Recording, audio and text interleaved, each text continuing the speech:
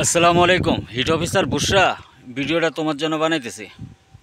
তোমার আব্বু তো আলহামদুলিল্লাহ টাকা পয়সা অনেক আছে, তুমিও পড়াশোনা করছো মাশাল্লাহ। আমগো ওই যে ফাঁসার বাড়ির বুশরার মতো দেখতে শুনতেও সুন্দর। এমন একটা দায়িত্ব তুমি নিছো যেটা মনে করো যে তোমার কোনো অভিজ্ঞতাই নাই। যে কোনো কাজ করতে গেলে অন্তত বেসিক কিছু ধারণা লাগে।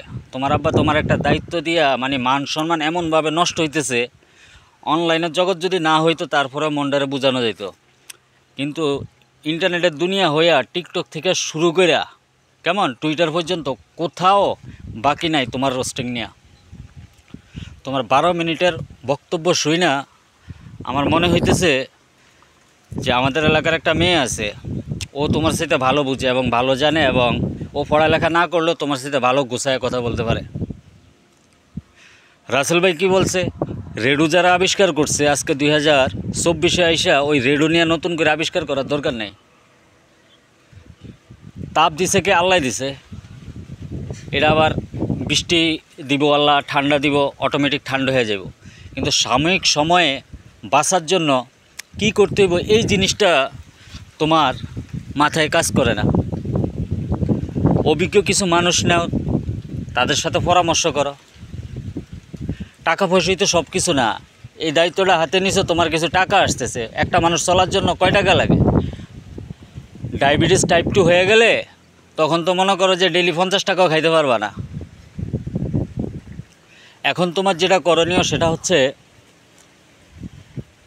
তুমি যেই কোনো আরব দেশ থেকে 1,02,000 খেজুর গাছের চারা নিয়ে আসো, মিডিয়াম সাইজের।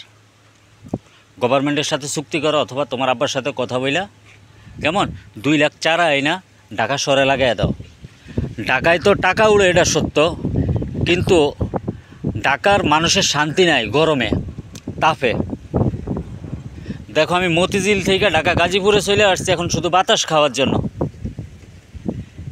এই গাজীপুরে থাইকা এই যে বাতাস দেখা যায়নি, বাতাস আছে এখানে।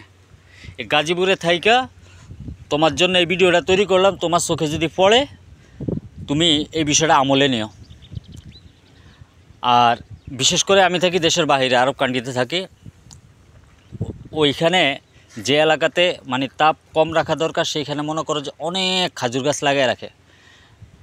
সায়েন্টিফিকভাবে দেখতে গেলে খাজুর গাছ তাপ নিয়ন্ত্রণ করে, এবং এটা মনে করো যে অধিক হারে তাপ নিয়ন্ত্রণ করে, এবং এটা জলীয় বাষ্প যেটা আছে ওটারে মনে করো যে ঠান্ডা করে দেয়।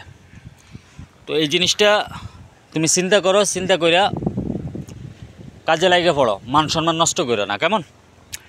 ভালো থেকো, সুস্থ থেকো, আল্লাহ হাফেজ, আসসালামু আলাইকুম।